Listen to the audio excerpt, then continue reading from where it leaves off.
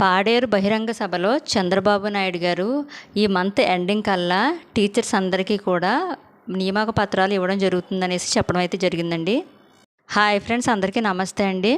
చంద్రబాబు నాయుడు గారు నిన్న జరిగిన పాడేరు బహిరంగ సభలో అయితే ఆయన పథకాలన్నీ కూడా ప్రస్తావించడం జరిగింది. అందులో ఇంపార్టెంట్గా మెయిన్ చెప్పారండి ఒక విషయం, మన డిఎస్సి గురించి అయితే ఒక విషయం అయితే చెప్పడం జరిగింది. ఆయన ఏమన్నారంటే, ఎన్ని పోస్టులు అయితే ఉన్నాయో అన్ని పోస్టులు కూడా ఫిల్ చేసే విధంగా ఈ మంత్ నెలాఖరు కల్లా ఎవరైతే డిఎస్సి అభ్యర్థులు అర్హులు ఉన్నారో వాళ్ళందరికీ కూడా నియామక పత్రాలు ఇవ్వడం జరుగుతుంది అని ఆయన అయితే చెప్పడం అయితే జరిగిందండి. అలా చూస్తే ఈరోజు తారీఖు వచ్చేసి 10వ తారీఖు అండి. నెక్స్ట్ ఏంటంటే మనకి 15, 16, 17 కూడా హాలిడేస్ అయితే వచ్చినాయండి. ఎటు తిరిగి వాళ్ళు ఏంటంటే 11, 12, 13, 14 ఈ 4 తారీఖుల్లోనే మనకి రిజల్ట్స్, నెక్స్ట్ మెరిట్ లిస్ట్ అనేది కూడా ఇవ్వాలండి ఖచ్చితంగానే.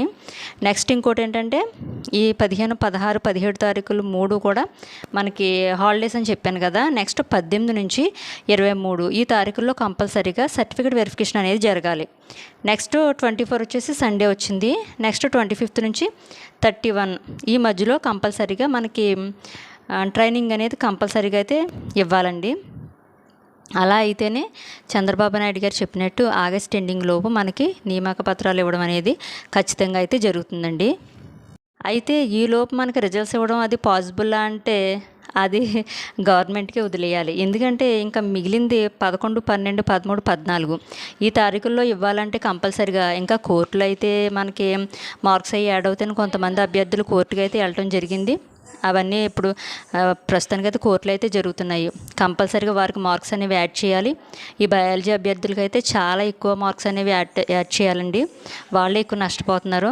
ఎవరైతే ఉన్నారో ఎస్జిటి వాళ్ళు అయితే ఎవరైతే ఏంటి వీళ్ళందరూ కూడా కోర్టుని అయితే ఆశ్రయించారు కదండి. కంపల్సరీగా అవన్నీ క్లియర్ అవ్వాలి. క్లియర్ అయిన తర్వాత మొత్తం అంతా కూడా నార్మలైజేషన్ ప్రాసెస్ అనేది జరగాలి. ఇదన్నీ జరిగితే కానీ ఇంకా 4 రోజులు మిగిలిందండి. ఈ 4 రోజుల్లో ఇదంతా కూడా కంప్లీట్ అవ్వాలి. తారీఖులు చెప్తున్నాను ఏంటి అని అనకండి, ఎందుకంటే మంత్ ఎండింగ్ అంటే దాని ప్రకారంగా నేను క్యాలెండర్ చూసే మీకు అన్నీ కూడా క్యాలిక్యులేట్ చేసి అయితే చెప్తున్నానండి. ఎందుకంటే మీరెంత ఎగ్జైటింగ్గా ఉన్నారో రిజల్ట్స్ రావాలి, రిజల్ట్స్ వచ్చిన తర్వాత మాకు జాబ్ రావాలని, నేను కూడా సేమ్ అంతే ఎగ్జైటింగ్ అయితే ఉన్నానండి. నాకు కూడా జాబ్ రావాలనేసి చాలామంది రాసాం కదండి. దగ్గర 5 లక్షల కంటే చిల్లర మంది ఎక్కువే మన డిఎస్సి అభ్యర్థులు అయితే ఉండటం జరిగింది. ఇప్పుడు ఎంతోమంది ఆస్తి అయితే ఎదురు చూస్తున్నారు. ఒక్కొక్కరిదే ఒక్కొక్క కథ అయితే ఉందని ఆల్రెడీ చెప్పాను కదండి. చాలామంది కూడా మిడిల్ క్లాస్ ఫ్యామిలీ ఈ జాబ్ మీద చాలామంది లైఫ్లు కూడా డిపెండ్ అయితే ఉన్నాయండి. అలా చూసేవాళ్ళు నేను కూడా ఒక దాన్ని ఉన్నాను. సో ఇవాళ రేపు అంటున్నారు. అందుకని మ్యాక్సిమం 11, 12, 13, 14 ఈ తారీఖుల్లో కంపల్సరీగా అయితే రిజల్ట్స్ అయితే ఇచ్చి తీరాలండి. ఎందుకంటే మార్క్స్ అయ్యి యాడ్ చేయాలి, నెక్స్ట్ నార్మలైజేషన్ అనేది చేయాలి. ఇవన్నీ కంప్లీట్ చేసి మనకి మెరిట్ లిస్ట్ అనేది కూడా ఇచ్చేయాలి ఈ 4 డేస్లో కూడా. నెక్స్ట్ ఏంటంటే హాలిడేస్ వచ్చినాయి కాబట్టి అలా ఇవన్నీ చూసుకుంటే ఈయన పాడేరులో జరిగిన బహిరంగ సభలో ఏదైతే చెప్పారో అది మొత్తం కంప్లీట్ చేసినట్టు లెక్క. లేకపోతే నెక్స్ట్ ఇంకా సెప్టెంబర్ 5 ఆయన చెప్పింది ఏంటంటే ఇంకా టీచర్స్ అందరూ కూడా ఈ మంత్ ఎండింగ్ కల్లా స్కూల్లో ఉంటారని ఇంకా చెప్పేశారు. అంటే మిగతా ప్రాసెస్ అంతా ఈ లోపు జరిగిపోవాలి. ఇంత షార్ట్ టైంలో మరి ఎలా కంప్లీట్ చేస్తారు ఏంటనేది ఇంకా గవర్నమెంట్కే తెలియాలండి. ఇంకోటి ఏంటంటే కొంతమంది ఈ ఎగ్జామ్కి అప్లై చేసేటప్పుడు కూడా కొన్ని ప్రాబ్లమ్స్ వల్ల కూడా టెట్ మార్క్స్ అనేవి కూడా వాళ్ళు మిస్టేక్గా ఇవ్వడం అయితే జరిగిందండి. దేనివల్ల అంటే నాకు ఎదురైంది ఒక అనుభవం అయితే చెప్తాను. ఎందుకంటే నేను కూడా ఎగ్జామ్కి అప్లై చేయడానికి మనకి ఇచ్చిన ఆ షార్ట్ టైంలో నేను 3 టైమ్స్ తిరిగానండి నెట్ సెంటర్కి. ఖాళీ లేవు, 2-3 నెట్ సెంటర్లు కూడా తిరిగాను. తర్వాత ఒక నెట్ సెంటర్కి వెళ్తే మార్నింగే రండి, ఎవరు లేకుండా ఉంటారని అయితే చెప్పడం జరిగింది. సర్లేని ఆ టైంకి వెళ్ళాను. నేను వెళ్ళినప్పటికీ నాకంటే ముందు అయితే 2 అయితే ఉన్నారు. వాళ్ళకైతే ప్రాసెస్ అంతా అవ్విన తర్వాత నెక్స్ట్ నేనైతే వెళ్ళిన తర్వాత ఆయన చాలా ఫాస్ట్గా అయితే చేస్తున్నారనమాట. నేను ప్రతిదీ కూడా సార్ ఒకసారి ఆపండి, నేను స్క్రీన్ మీద అది చూసుకుంటాను, ఒక పేరు మిస్టేక్ పడిన, డేట్ ఆఫ్ బర్త్ మిస్టేక్ అయినా రేపు పొద్దున్న ప్రాబ్లం ఫేస్ చేయాల్సి వస్తుందని చెప్తే, లేదండి నాకు చాలా ఎక్స్పీరియన్స్ ఉంది, నేనైతే టైప్ చేసేస్తాను, ఫాస్ట్గానే అయిపోతుంది, మీరు అలాంటివి ఏం పెట్టుకోకండి అన్నారు అని ఆయన నాకు చెప్పారు. నెక్స్ట్ నా తర్వాత ఉన్న ఒక డిఎస్సి అభ్యర్థి వాళ్ళ హస్బెండ్ ఇద్దరు ఉన్నారనమాట. వెంటనే వాళ్ళు తిరిగేశారు, సార్ మీరు బాగానే ఉంటారు, రేపు ఏదన్నా ప్రాబ్లం అయితే ఫేస్ చేయవలసింది నేను. వాళ్ళ మిస్సెస్ అంటండి ఏదో ఎగ్జామ్ రాశారంట, అందులో డేట్ ఆఫ్ బర్త్ అనేది మిస్టేక్గా ఇవ్వడం అయితే జరిగిందంట. సో దానివల్ల ఆవిడ చాలా నేను ప్రాబ్లం ఫేస్ చేశాను. అలా ఎవరు ఫేస్ చేయకూడదండి. ఆవిడ చెప్పిన దాంట్లో కూడా న్యాయం ఉంది. ఆవిడని ఒకసారి చూసుకోనివ్వండి. ప్రతిదీ మీరు ఎలా టైప్ చేశారు ఏంటి అనేది మీరు ఫాస్ట్గా మీరు కరెక్ట్గానే ఉన్నారని మీరే అనుకుంటారు. నెక్స్ట్ ఆ అమ్మాయి కూడా కరెక్ట్గా ఉందో లేదో ఒకసారి చూసుకోనివ్వండి అనేసి అయితే ఆయన నా వాదన ఖండించారు.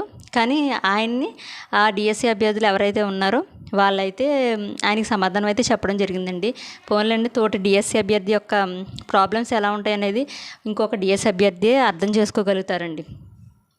వాళ్ళు ఏంటంటే చాలామంది వస్తున్నారు, వాళ్ళకి ఏంటంటే ఎవరు అది చూసుకుంటారు కదండి. ఎంత జనం వస్తే వాళ్ళకి ఇన్కమ్ అంతలా వస్తుంది. సో వాళ్ళ ప్రాబ్లం వాళ్ళది.